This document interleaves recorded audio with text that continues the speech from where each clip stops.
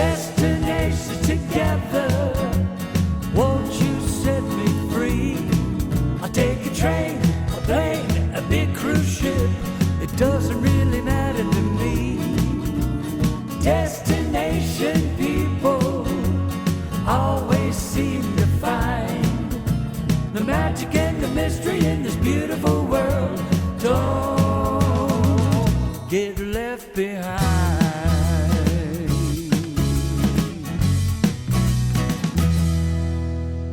Welcome, everybody. I'm Tom Anderson, and this is Webinar on Wednesday with Destinations Together. As always, a warm welcome to the over 300 Zoom listeners today and the cruise line executives that are tuning in. Today's webinar, entitled Tour and Port Operations, Best Practices from Europe, focuses on the restart of cruising in Europe and the lessons learned along the way.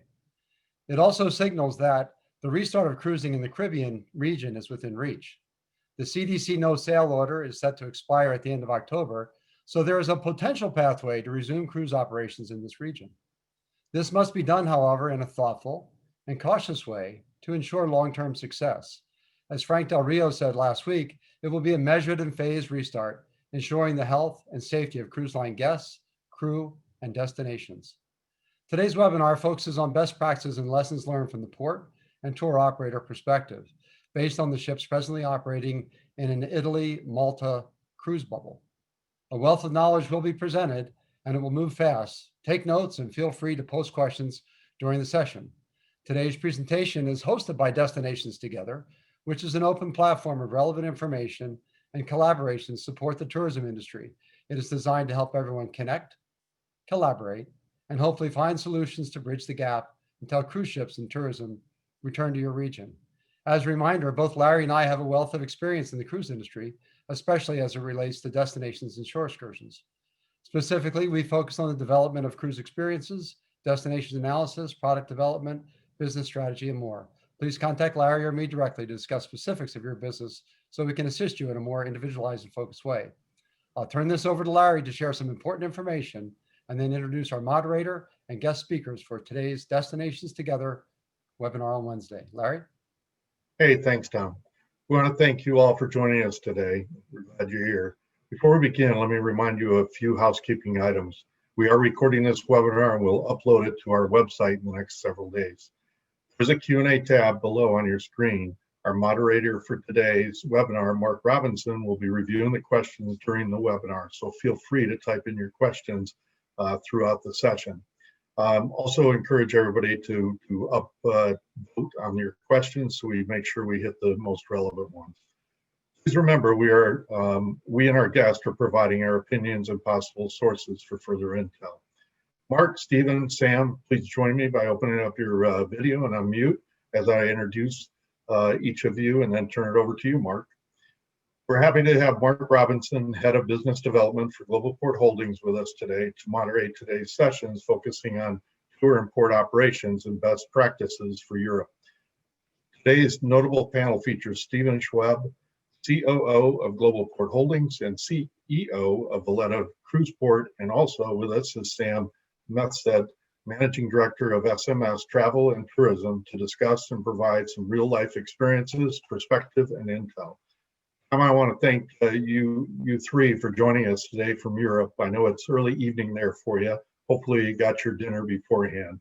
I think this is going to be a long webinar, and we're excited about it. With that being said, Mark, let me turn it over to you. Welcome to you all. Thanks, Tom. Thanks, Larry, for the introduction.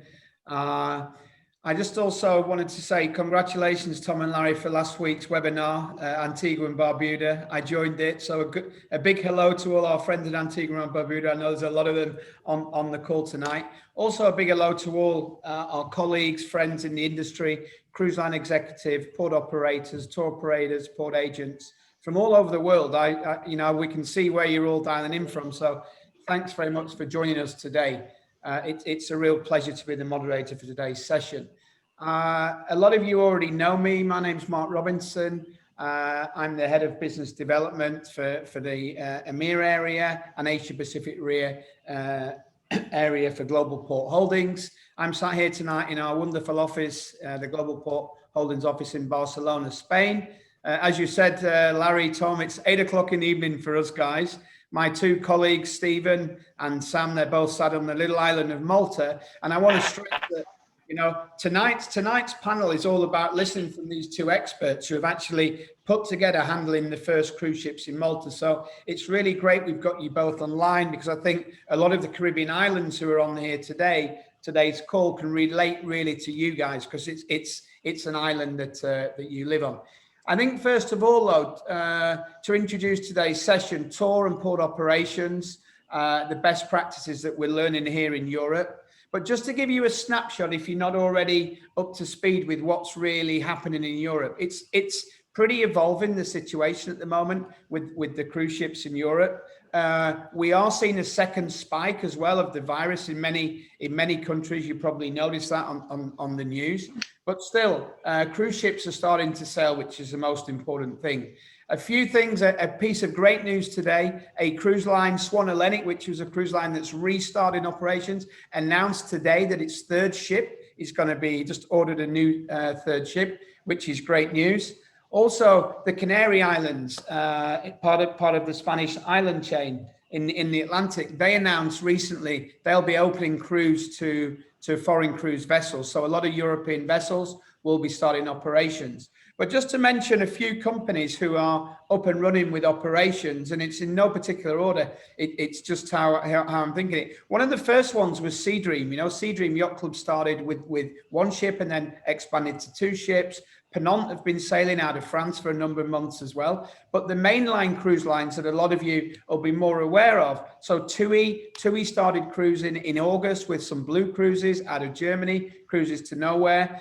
They've announced now that they're going to put 2 ships in the Canary Islands starting in November and December.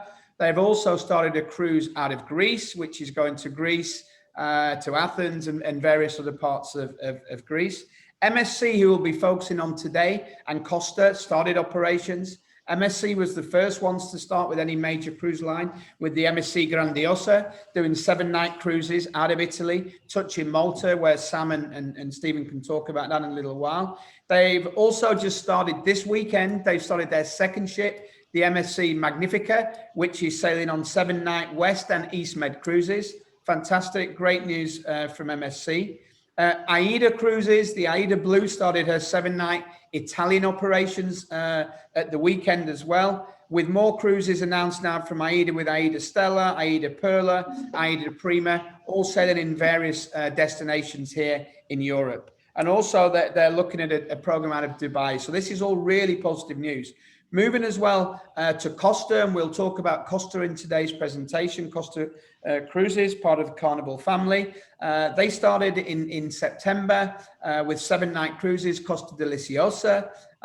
They've also launched the Costa Diadema, which is under charter to a French tour operator until the end of October. Their new flagship, their Costa Esmeralda that was launched last year, that is going to be sailing in November also. And then their latest ship, the Costa Firenze, she will be sailing in December as well. And they've also announced 2 or 3 more ships. So, that's very positive news here in Europe for the ships that are sailing. Further afield, if we look down what Royal Caribbean have just announced, they've announced a deployment out of Singapore, which is one of the global port holdings ports. We're delighted to be involved in that. And that will operate from the 1st of December with the Quantum of the Seas. And that'll just be 2 or 3 day cruises to nowhere, just to get all their protocols up to speed. Dream Cruises, Genting have been operating since August, September time. Cruises in Taiwan very, very successfully, and have very, very good bookings as well. As well as a lot of other cruise lines. But now, with no further ado, let me focus on Europe. How we're going to work today with Stephen and Sam. We're going to talk about 2 parts. We're going to talk about the collaboration, how it all started here in Europe, because we want to walk you through how the contact with the cruise line started, what Stephen did as the port operator from Global Ports and Malta Cruise Port, and what Sam did from SMS's point of view as port agent and tour operator of some of the cruise lines as well.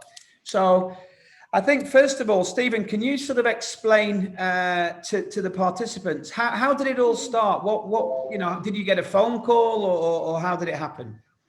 I think, first of all, thanks for this introduction and thanks for the invitation, Tom and Larry. It's a privilege to be here and, sharing our experience from the Mediterranean.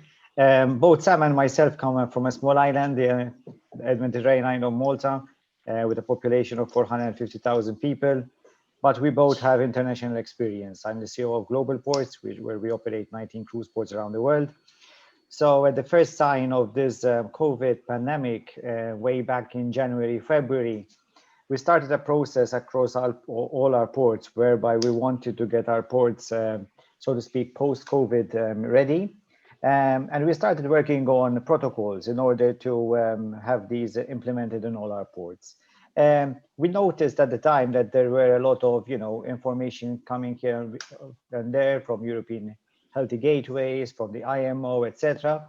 So we put everything into one document, but we took it a step further. We contacted the World Travel and Tourism Council because we saw that they were also issuing guidelines, but the cruising was not there. So we approached them, starting with our friends and then my colleagues in Barcelona. My colleague there, Javier, got the protocols approved by the WTTC.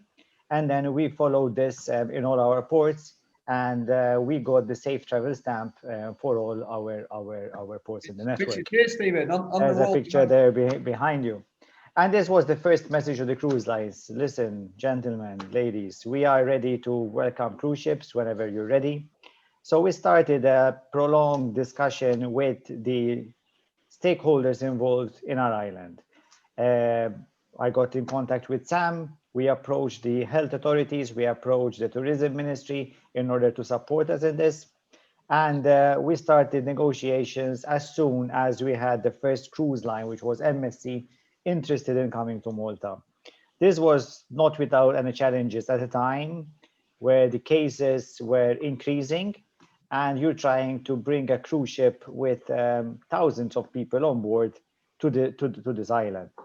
But after a number of negotiations, and we also set up a working group whereby even people from MSC were present in this working group, we managed to get the approval of the protocols, the cruise line protocols. And I'm mentioning it because the destination, at least I'm talking about Malta, was more interested in how the cruise lines are handling their passengers. And then we had to merge the cruise lines protocols with the port protocols, and then come up with one document, and that allowed the commencement of operations. And can I just stop you there? Could you just explain also what Malta was going through? Malta was under a lockdown, right? For how long? So there was no flights, no tourists, correct? No, the ports were closed since March till the 1st of July. So technically till now, even the port is still closed. The port is still closed for cruise operations. The health authorities are doing this by exception. So once they approved MSC's protocols, that means that MSC ships can come in. Now we're getting Costa protocols approved as well, which we got the approval for last week. But this is compounded further because there is no harmonization between the cruise lines in these protocols, and that causes a problem for us to get the necessary approvals. Luckily enough, in a country like Malta, we got the support of many of the stakeholders involved. Not only those stakeholders directly involved in the operations, like Sammy and like the port agent, but also the tourism authority gave us a real push. And then there was also a big push from the business community, even though they knew that the first cruises will be in a controlled environment. There will be bubble cruises, but we will come back to that later, Mark. I don't want to take much time in the introduction. Okay, no, I think that's really good. I mean, there's a few takeaways for me there, Stephen. That it was about collaboration, and I know when we've been talking at Global Ports as well, we said from day one this needs to be a collaborative effort between everybody. And each country is very different. And I know there's a lot of questions came in yesterday about, how does it operate in various countries? So I think that's something to think about is, while in Malta it's happened that way, in another country here in Spain, it's probably going to happen a little bit different, because there are regional health authorities. Say Spain is a big country, Italy is a big country, and each region has different protocols on their health system. So, I think this is something we should have a little chat about a little bit later on as well. But Sam, let me ask you from your side, from the tour operator point of view. I mean, you're handling MSC, you're the GSA, I think, for MSC in Malta as well. So you're actually selling cabins on MSC ships for a number of years. How did it come about for you? What was it, a call from the Xuereb guys, or what was it? Well, first of all, good evening, and thank you, Tom, and thank you, Larry, for inviting me to this webinar. Just a brief introduction about our company. We are an international shore operation company. We're obviously based in Malta, but we operate in further afield here in Europe, in the UK, in Italy, in Denmark, and we've got very, very big operations in the United States. So for us personally, it's interesting to discuss the Caribbean, because that will put us back into business when we start cruises out of Miami and in various other ports. Definitely. Just to confirm what Mr. Xuereb said, it's very important that everybody gets together in this. We've been discussing with various cruise companies of a restart for a long period of time, and it came to MSC. We also had to do protocols for Malta, protocols for Rome, because we do shore excursions there as well. And we did in Malta with the same thing in Rome. John Porter was very helpful. We worked together, we collaborated together, we came up with the protocols, we shared protocols, shared ideas in order to please both the local health authorities and also the cruise line. And without us working together, I don't think that anything could have happened, to be honest. And we can go into the various bubbles and the various pricing structures and what we have to do to come to where we are here today. It's been interesting, and we're looking forward to things starting worldwide as well. Great. Well, thanks, Sam, for that intro about SMS as well. And I think it's great that we've got you, because I know you're an extremely busy guy as well as Stephen. But for you as well, not just Malta, you're normally, I think, traveling between the US and all your various ports, and you spend a lot of time, I know, down in Florida, down in Miami, with your operations all over the US. So it's really key that we can get your thoughts as well about maybe when the cruises are going to start as well, because I'm sure you're in conversation with cruise lines. But switching it back to Europe. So Stephen, how did the locals, like all the population, the local people in Malta, how did they react to a huge ship, the MSC Grandiosa, one of the world's largest cruise ships, coming into Malta in a time where COVID, is this terrible word? It's on every news channel. How did you manage that relation with the locals? Could you explain that? Yeah, I think it was all about managing expectations and not letting social media overload with speculation. So the first thing I did, and I mentioned this in another seminar with my friend Roger Blum, and what we did is I discussed this also with my good friend Sammy here, that before the first cruise call, we spoke to the Maltese media. We had the first call on a Friday. I went on national television. We're a small country, so the national television is viewed by the majority of the population, and especially their main news, the 8 o'clock news. So on a Thursday before the cruise ship, I had an interview in the port, and I was explaining the adoption of the protocols for the next day. And then what we did with the local media is that we agreed with them to do a follow-up feature on Friday morning.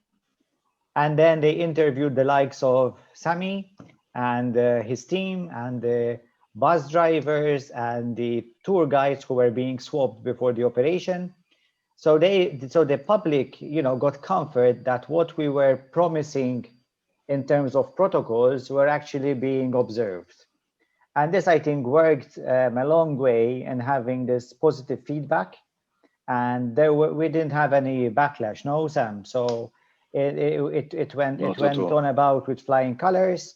Tomorrow we're expecting the 10th call, and things went on smoothly. So people, the general community, accepted this fact, and obviously they also accepted the fact that the first few cruises are bubble cruises, and especially the business community won't be benefiting from the first few calls. But we explained to them that, listen, we have to bring the cruise line back in business. We have to start slowly, bringing consumer confidence back, getting back the demand.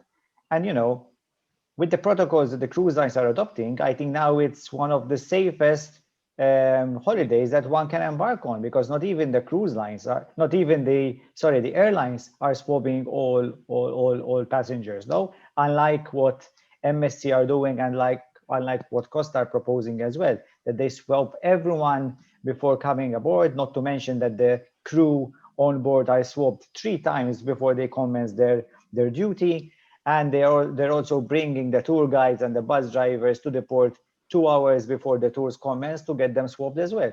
So it's a perfect example of how we can continue with our industry, yet in a safe manner, right, both protecting the guests and protecting the people that are servicing the industry as well. I think mention the local community.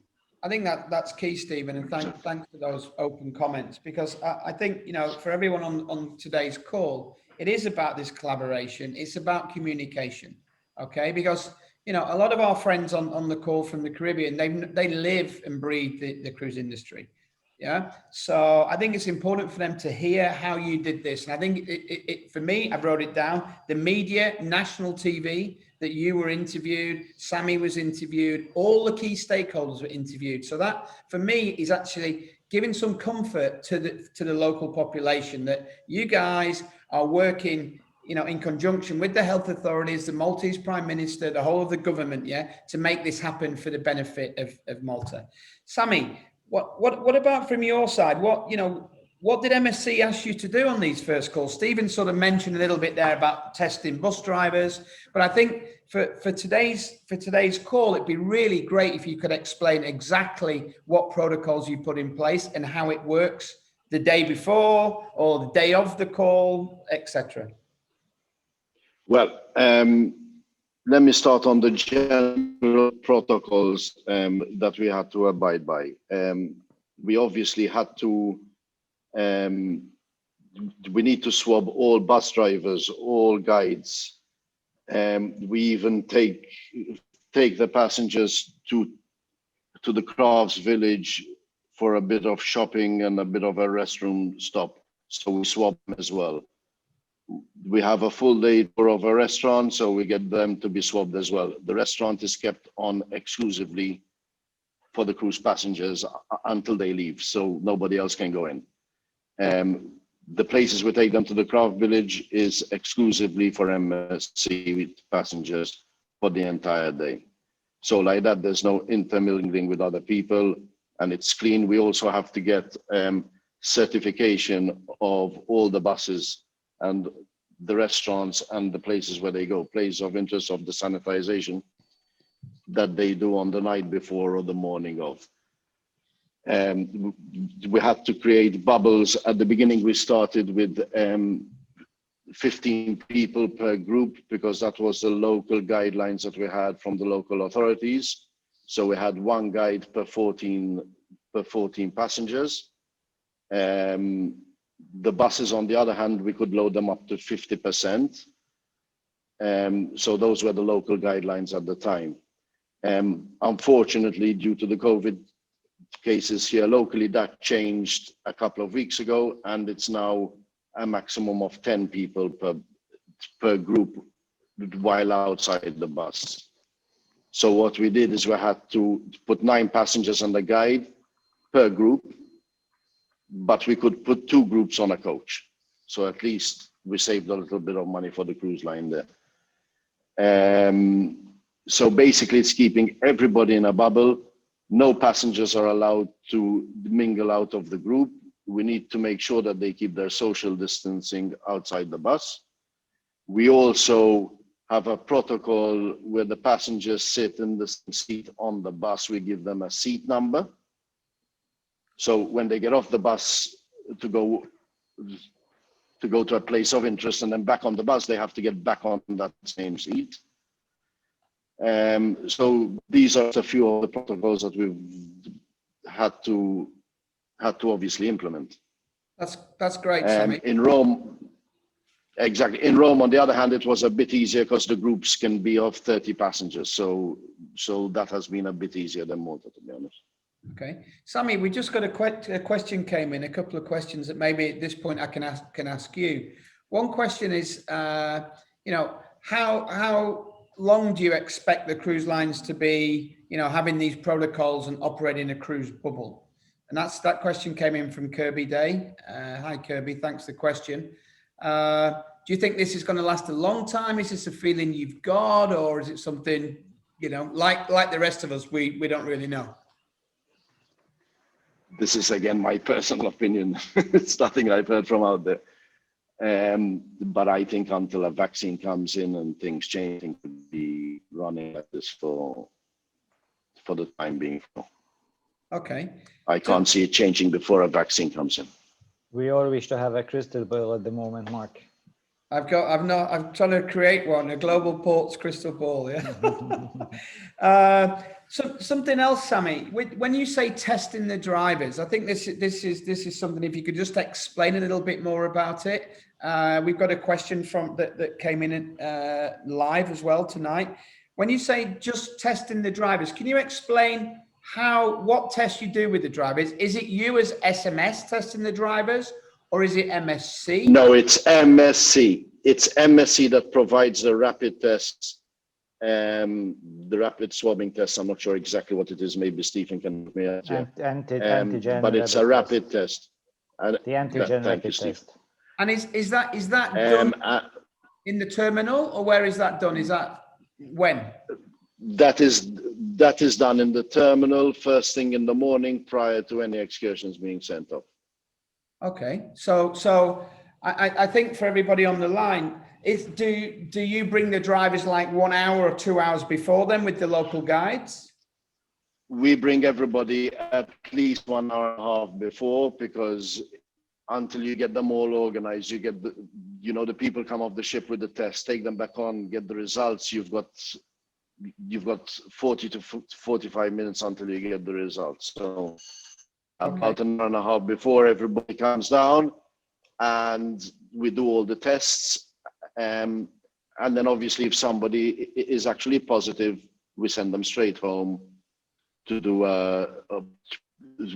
the COVID tests locally.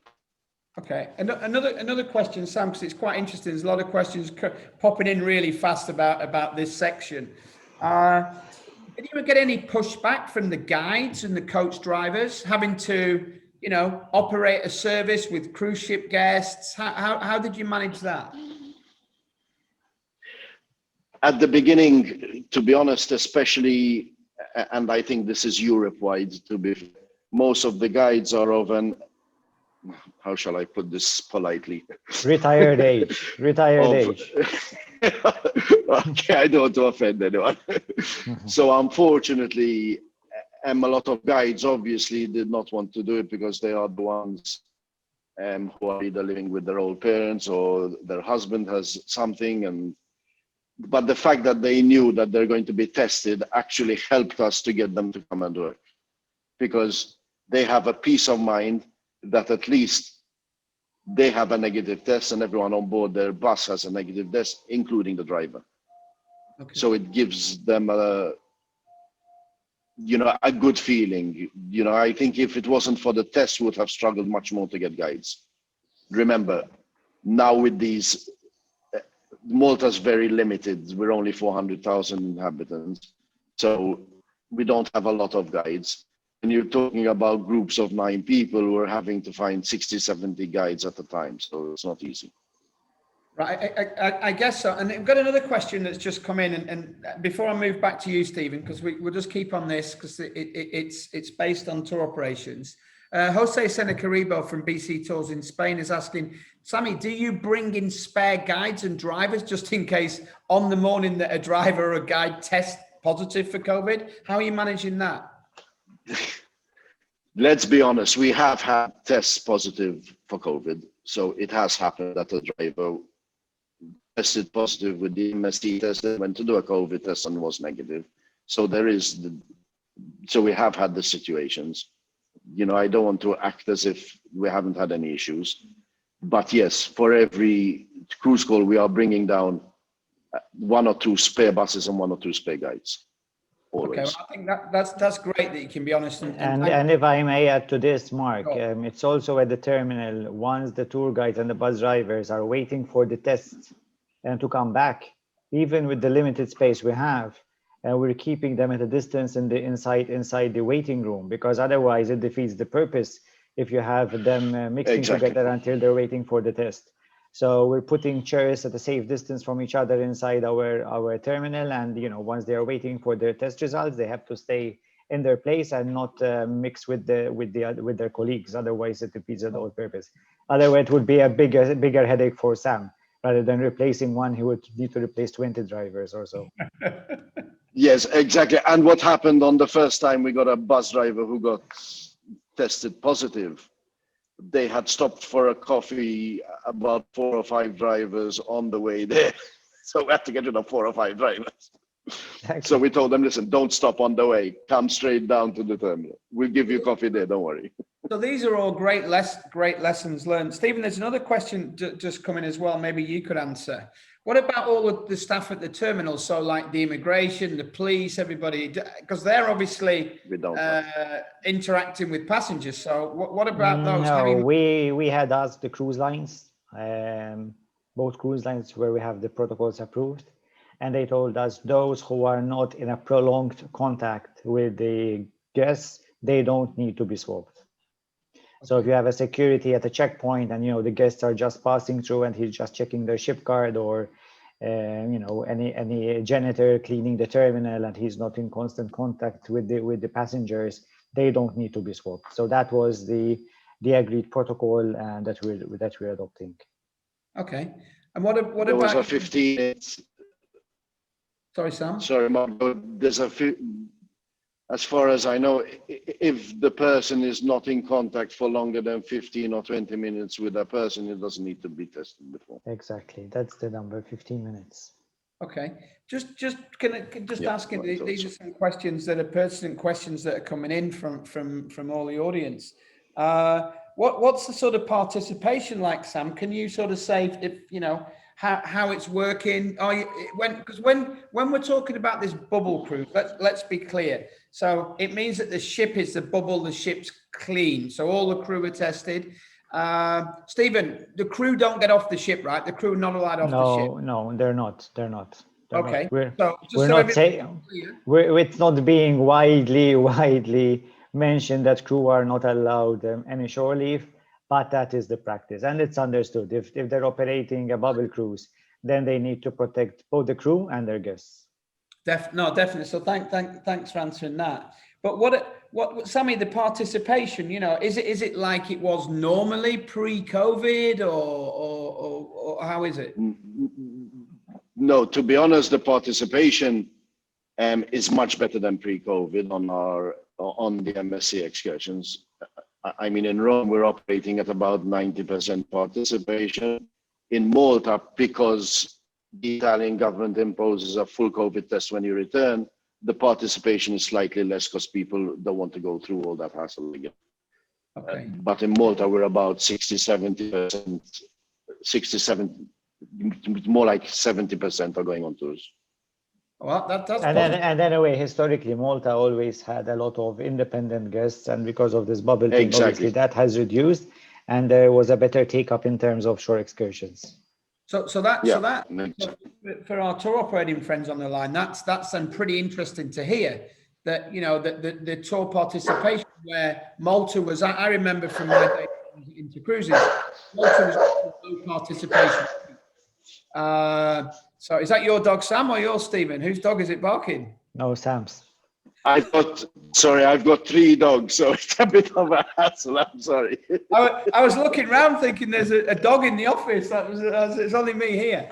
So that's great, but that's positive then for the tour operators listening. No, it's very good. No, it's very good news, to be fair. We have good participation, so it's not an issue. Good. Sammy, I'm going to ask you a question that everyone's been really pushing me on. Yeah. How are you doing financially with all this? Are the cruise lines coming to you and you? Because we all know this industry. What are you doing to help the cruise lines? How's that working? Maybe you could explain a little bit for us about that. He's not even paying me for the copy that I'm preparing for the bus drivers and tour guides. Oh, we give him a bigger invoice. I'm that broke. Thank you, Mark, for that difficult question. Listen, it's going to be a tough road for recovery, and I think everybody knows that it's going to be very difficult for the cruise line and for anyone else to make money, to be honest. Yes, the cruise are trying to keep their costs down as much as possible. We will obviously try and help them as a company, like I'm sure everyone else will. But obviously we have to keep our feet on the ground. The cruise line have to keep their feet off the ground. We as a company cannot afford to lose money. Let's put it that way. So yes, our margin is very small, but at least there's a margin. At least we've got some business. That's great. That's great to hear, because I think a few of us were on a call a few weeks ago, and the tour operator said, "Oh, it doesn't matter if you lose money, but putting my old hat on from my Intercruises days, we can't operate and lose money." And I don't think the cruise lines expect you to, because and I'm hearing, Sammy, when last time I spoke to you, that the cruise lines are very understanding about how this is going to work, which is great news to hear, for everybody.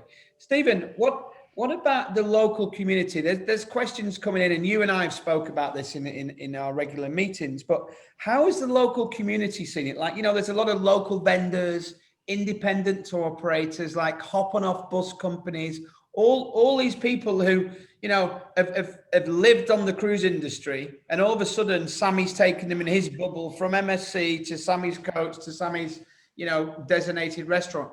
Is there any backlash from the local community? And if there is, how are we handling it? I would say that in an island where we handle 2.1 million tourists arriving by air and another 900,000 cruise guests, we're not totally dependent on cruise tourism. But if I had to take a positive out of this pandemic, is the reaction by the business community on how important the cruise industry it is for them, especially like you mentioned, the hop on hop off, but the souvenir shops and all these living of tourism in general, where they thought this cruise segment was, just these are day trippers and they don't spend that much. Once it was taken away from them, it was felt. So that's a real positive that I would take out of this whole pandemic, and that strengthens our position even with the local tourism ministry, etc., because we have been presenting once every 2 years, we present the economic impact of the cruise industry to the Maltese economy, and now that now has more value, and now it's really appreciated what we were trying to communicate. So this is a key learning, I think, and even for the destinations listening here, that they should quantify the contribution of the cruise industry to the local economy. Sure. I think that's a very important aspect that one has to. Yeah. In general, I would say that the Maltese, and Sam, correct me if I'm wrong, they are pretty much pro cruising, even though it's a bit of a strain, of course, on the infrastructure, being such a small island, and when you consider that Valletta, which is 10 minutes away, the UNESCO historical site, with a population of 5,000, 6,000 people on a busy cruise day, you'll have 20,000, 30,000 cruise guests coming ashore. So it's a positive out of all this negative vibes of late. Okay, and another question that's come in. Mark, can I just add something, if you don't mind? Of course. We also had to look a bit out of the box to change excursions. We couldn't offer the excursions that we had before because now we've got a large amount of people. So you mentioned hop on, hop off before. We are using those buses so that at least we give them a bit of business, and we're doing normal excursions on them. So like that, at least we give the little bit of business to everybody.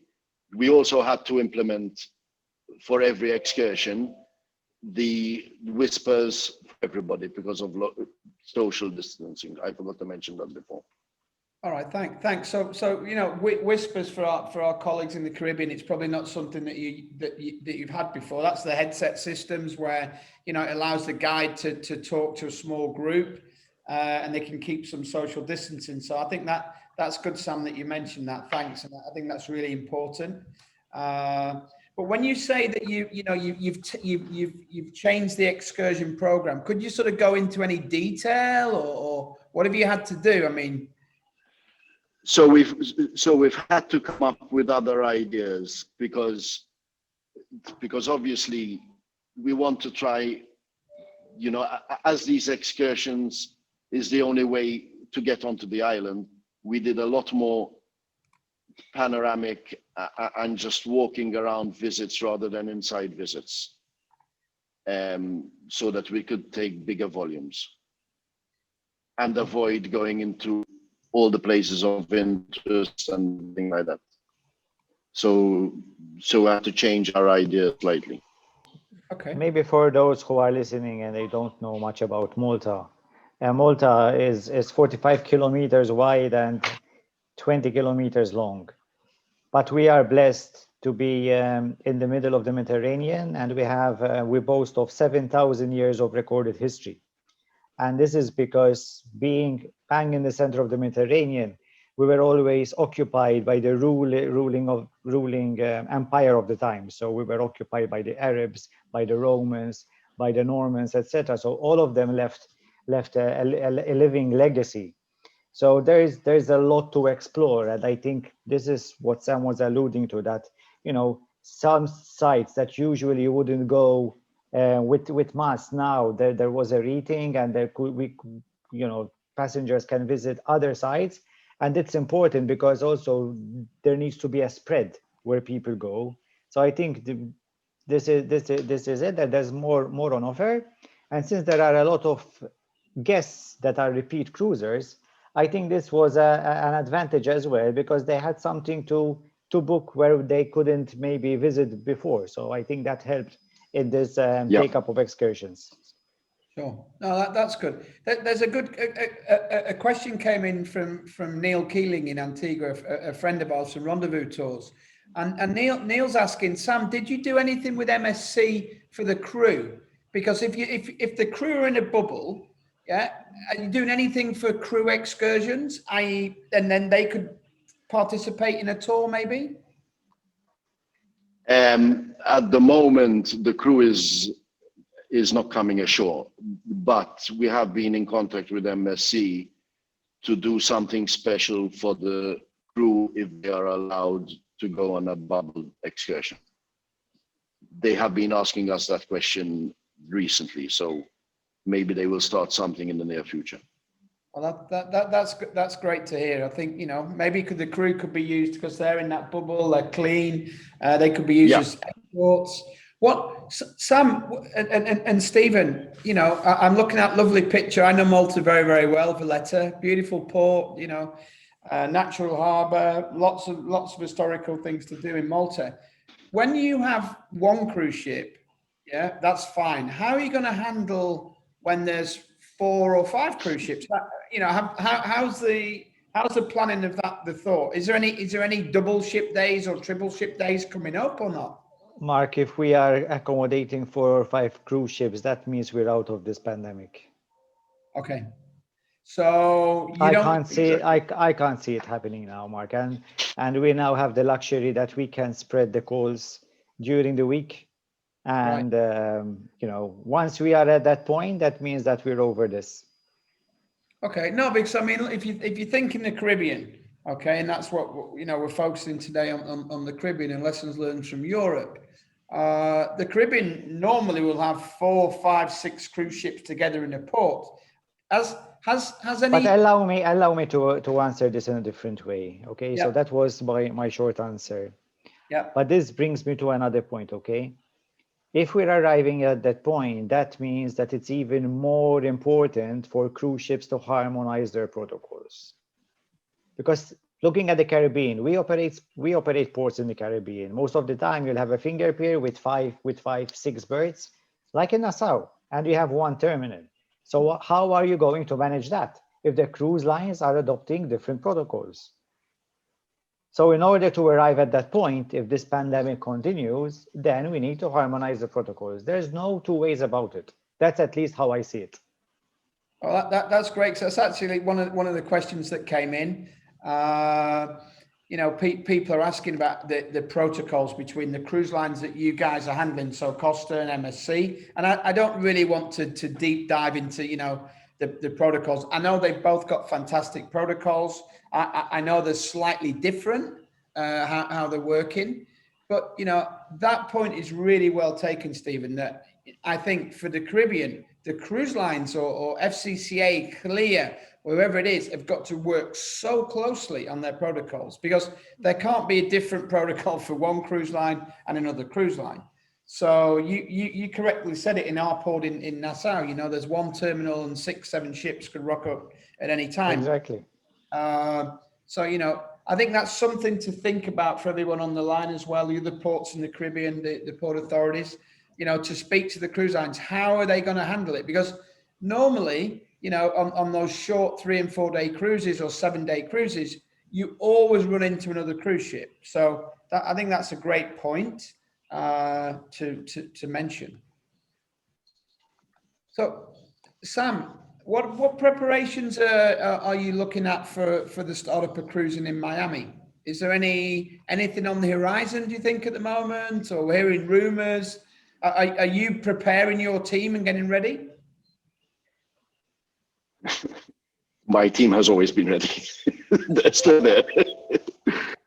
No, thankfully we're still busy with ships coming in, so the team is all set up.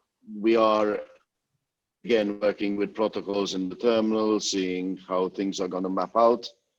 But I think until the CDC gives a bit of light, I'm not sure exactly when things will start again. Okay, hopefully soon.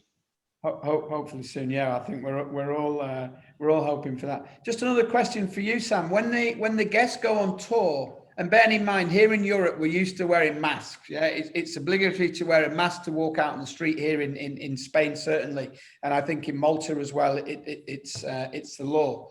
Correct. When the guests come down, are the guests having to wear masks as well on their coaches and on the tour? And if they are, how do they accept that? Well, they are told before they arrive that masks have to be worn on the bus and when they get down. So the passengers are told beforehand. That is a requirement. It's a local requirement that has to be done. Okay. A question from Juan Castro just came in at Virgin Cruises. Yeah, he said, could you speak a little bit more about the crew? Like you mentioned, the crew excursion. Is there any? Is Costa sort of talking about that? Because obviously, crew on a cruise ship being locked on there for 3, 4, 5, 6 months, however long the contracts are. I think the cruise lines are probably thinking, about their crew as well. So, is that something, Sam or Stephen, you can comment on? I mean, I think Sam already addressed this in his that looking at having crew excursions in a bubble as well. As a port, we might be thinking of setting up a facility for the crew members to come ashore, and maybe they can, stay together and, at least get some fresh air and enjoy a bit, the city. But we are still discussing this. And don't forget, there's the added pressure from the local authorities of what they can allow and not. So these are other realities as well. But obviously, it very much depends on how the cruise ship will look at this and whether they deem it to be a bigger risk if they allow crew to just roam around freely or Sure. even in a bubble. But that's something for the cruise line to assess as well. Yeah, I think in my personal opinion as well, and watching the market and in contact with cruise lines virtually daily, this situation is evolving. And it's bound to happen that will be a case of COVID on a cruise ship. So what are the protocols, Stephen, in Malta? If there is something like that happening, have the cruise lines discussed that? And is that at the government level? Obviously, you don't need to go into detail, but...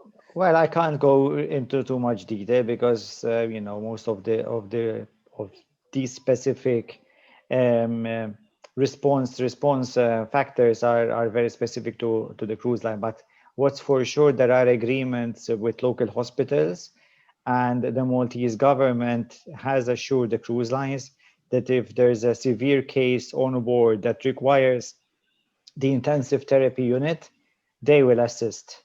If not, it is expected that the cruise lines will cater for sick passengers on board until they are repatriated. Okay, thanks. That's clear. Thanks for answering that. It's not an easy one. Sam, another one for you on a tour operator point of view.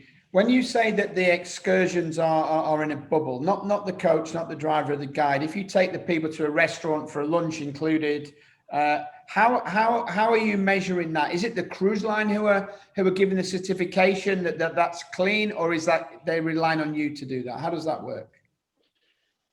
No, as I told you at the beginning, we are bringing down to the ship a certification of sanitization of the entire restaurants and bathrooms that they have to do the morning of or the night before. So that's certified by local authorities that has been sanitized. Great. Okay. So I don't think that came across clear. So that is from local. Sorry. Correct. Okay.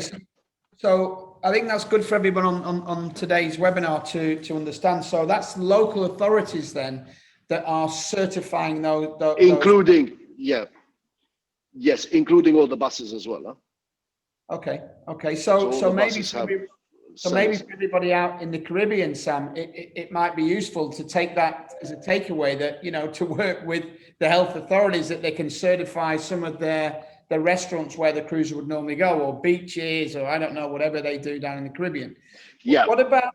There are various companies in Malta that actually do sanitizations who can certify that it's been sanitized COVID, against the COVID thing. So we have to get that every morning. And also if we do an excursion in the morning and in the afternoon for the same cruise line, we still sanitize the whole bus again before the second trip. Okay, thanks, Sam. So, Stephen, another question that's come in from Abigail in the UK, from Carnival UK, is do you think there's possibilities that we could help the locals out? So in a place like Malta or in the Caribbean, where local vendors could get certified and COVID tested and they can sell crafts and artisan products, is that something you think could be a possibility? Yeah, it could be a possibility. I think in collaboration with the cruise lines, because obviously they want to ascertain that the vendors are COVID-free. So why not? That's something that can be considered in the future. But I think an important message here is patience. We all have to be patient. We are all suffering from this tremendously. I must say, we are all suffering tremendously. And even though we have a start in Malta, don't think that we are, anywhere near to the levels that we were before. Far, far, far from it. So it's a slow start, but it's like I said before, it's important to bring consumer confidence back. It's important to get the approvals and get the comfort of the local authorities that, listen, cruising is safe, cruising is there to stay. And I think this is a very important message. We can't rush things, because if we rush things, we'll make mistakes and we will have to go back to the drawing board. So I'd rather personally continue to suffer a bit more, but, start slowly but surely, so to speak, rather than trying to rush things and then, we'll make mistakes along the way and it will set us back 6 months or a year. Okay. No, I agree. Sam, have you got any comments on that, or? I agree 100% with that. Oh, Need that's to be good. very careful. Another question. This is an interesting one we haven't covered. What about the arrival and departure time of the ship? Have MSC and Costa maintained their normal arrival and departure time, or have they staggered it a little bit longer? So they come a little bit earlier and depart a little bit later, so you can put all these things in place. Either of you could, anybody? No, I would say they rather shortened it because in order to have a turnaround of coaches and buses, they're doing shorter tours. Correct me if I'm wrong, Sam. So they're doing 3-4 hour tours, and in a day they fit two flows of passengers, because of the limitations of buses and tour guides, etc. So these are all important considerations, and like Sam mentioned, these are things that are continuously evolving. When we were starting with the first cruise call, there were no limitations of people gathering. Then the last week it was brought down to 15. Then a week ago it was brought down to 10. So these are continuous challenges that one has to face, and you need to adapt. And even these things of having double shifts with tour operations is an important consideration. So we have to be very dynamic to these changes, and we have to be quick to respond to these requirements in order to make it a successful experience for the guests, because that is the only way that cruising can come back if the guests are satisfied after all. Sure. I'm looking at a question that came in, and I'm going to answer the question that came in. It's about the MSC Grandiosa, about last week's call, a suspected case of COVID on board. And people are asking, is Malta still open to MSC? Well, yes, it is still open to MSC. Yeah, we have a call on Friday. Thursday. It's coming on Thursday because they changed the itinerary now. It's coming tomorrow. It was a suspected case on board, but we have the protocols approved with the authorities, and that's how it was. But it was a suspected case. It was till now not confirmed. It was one of those strange cases with false positives, etc. And that was about it. But the ship sailed back to Genova. Passengers were tested on disembarkation. There were no other issues, and it's back to normal. So this is why. I mean, if you have good protocols in place, you strictly follow them, and this is the sort of news that can bring even confidence back.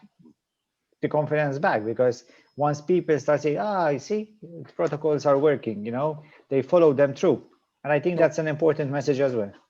No, I personally, I agree. I'm sure Sam as well, you can comment on that in a minute. But I noted today that on the AIDA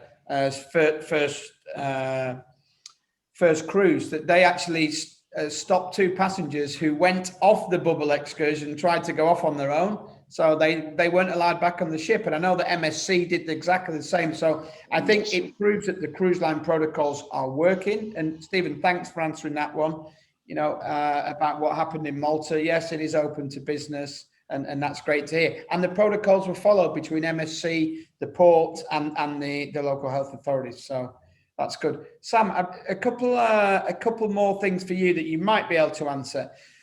Bearing in mind that you do a lot of turnarounds in Florida and various other ports in the world, do you see any change to the check-in process? Is that something the cruise lines are talking to you about?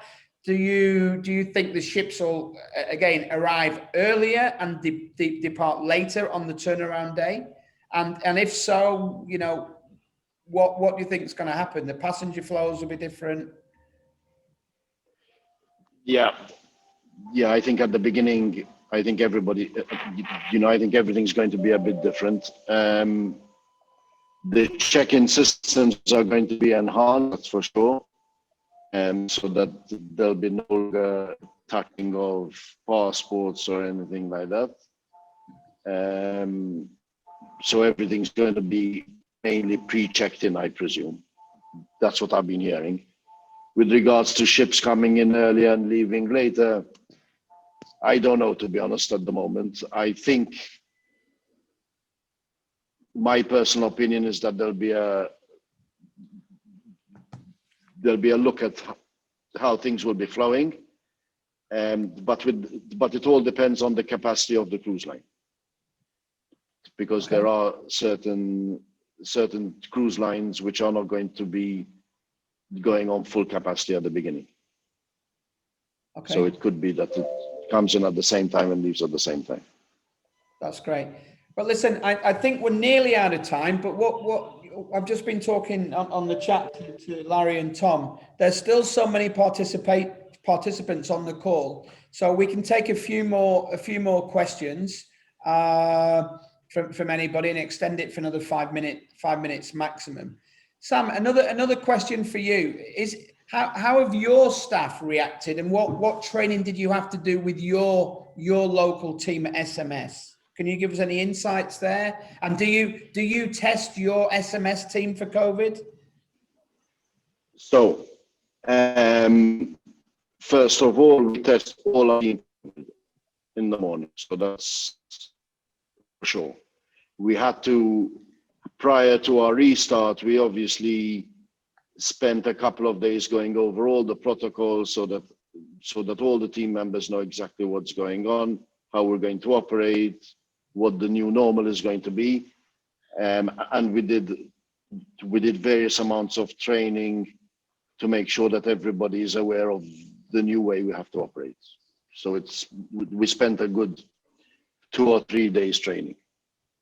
Okay. And is there any negativity of any of the team about, dealing with the guests on the cruise ships, or it's just as normal? I guess it's normal, no? I think the team are just glad that we've got ships coming back and we're back to semi-normality, Yeah. We had our staff in tears seeing the first ship coming in after 6 months. Believe me. So we're all very excited, and it was a stimulus to all the cruise industry that the start of non blue cruises, because after all there was a start with blue cruises whereby they were staying within the same cabotage, and this was a start for the industry, and I think it was a welcome reprieve from all this negativity surrounding us. And I'm sure that we will take all the learnings that we can as an industry. I was happy to be here sharing my experiences with the colleagues across the continent, all the way to the Caribbean, and we will learn from this, and we will hopefully stand with each other, keep strong, and push for the cruise industry to be back. No, I think that thanks, Stephen, for those positive comments. Sam, is there anything before we wrap up? There's a lot of questions, but I think we could sit here, all of us, all night and talk about it. We'll try and get back to you if the questions haven't been answered. Please send them through to Tom and Larry, and if there's anything that myself, Sam, or Stephen can contribute at another stage, we will do. Sam, is there any closing comments from you? I think I just want to wish everyone good luck, and until we see the cruises back to normality, we need to be very careful. As we've been in Malta, we have been very, very careful to make sure that we have a restart which is going to spread good news among the industry. Great. And let's hope for the best. Thanks, Sam. And I think just to wrap up from my side as well, and from all of us, Stephen, Sam, myself, thanks for everybody that joined. I'm seeing all the questions, all the feedback that's coming in. It seems as though everybody's enjoyed today's conversation. You know where we are. Please feel free to reach out to Tom and Larry. I've got nothing else to say. It's a good night from Barcelona. Just one final comment before you go. I mean, as Global Ports, we have a presence also in the Caribbean. We have our regional director down there in Nassau. We have our head of business development, Colin, as well down there. So anything that you want from us that we can maybe assist you in starting up your operations, etc., please do contact us, and we're happy to share like we were sharing today. One final note, Mark, thank you for being such a good host as always. And thank you, Larry and Tom, for the invitation. This was, a nice experience, and I think very productive as well. And hello to my colleague, Sam, sitting on the other side of the island from me. Guys, you could. I can shout, you might hear me. Yeah, I could hear your dog. Listen, finally from me, thanks to everybody who's joined. I think it's great. I just want to say to Stephen, to Sam, thanks for being honest as you can be. I know there's some tricky questions in there, but you've been great. Thank you very, very much. And as Stephen said, at Global Port Holdings, we're more than happy to help. Our regional director, Donna, down in Antigua as well. Please feel free to reach out. Thanks a lot, everybody. Stay safe. Stay Bye-bye. well. Thanks. So a virtual round of applause for all three of you. Thank you. Fantastic. I Again, Mark, reciprocate for the organization. Thank you. you bet. And a very, very nice crowd as well. Yes, very, very good crowd. And thanks to you guys for being on here to get that crowd. So we appreciate it. Again, Mark, thanks very much for moderating, today. Fantastic job. Stephen and Sam, thanks for, participating and providing, as Mark said, as much detail as you could. And hopefully there's a lot of people that took some good notes and some good information from it. So again, thank you all for being here with us today. Thank you. We look forward to seeing you all next week on Wednesday, October 28th, featuring Travel Survey Update. Join Tom and I, along with Dr. Lori Pennington-Gray, PhD professor and director of Tourism Crisis Management Initiative at University of Florida, who will be sharing the updated and most recent results of her ongoing survey research on how the pandemic is impacting anxiety level and travel interest in North America. Please visit our website, www.destinationstogether.com, to register for this webinar, and please don't hesitate to share our website with others. It's open to everybody. As a reminder, both Tom and I have a wealth of experience in the cruise industry, especially as it relates to destinations and shore excursions. Destinations Together has a large network of individual and talents that can focus on development of guest experiences, destination analysis, product development, industrial engineering, business and social media strategy, and more. Please contact Tom or I directly to discuss any specifics. Many thanks to you all for continued support. Tom and I really appreciate it. Be strong, be safe, be healthy. Mark, Sam, and Stephen, again, thanks. Thank you very much. Thank you. Great, thanks. Have a good evening. Good evening. Bye-bye. I take a train, a plane,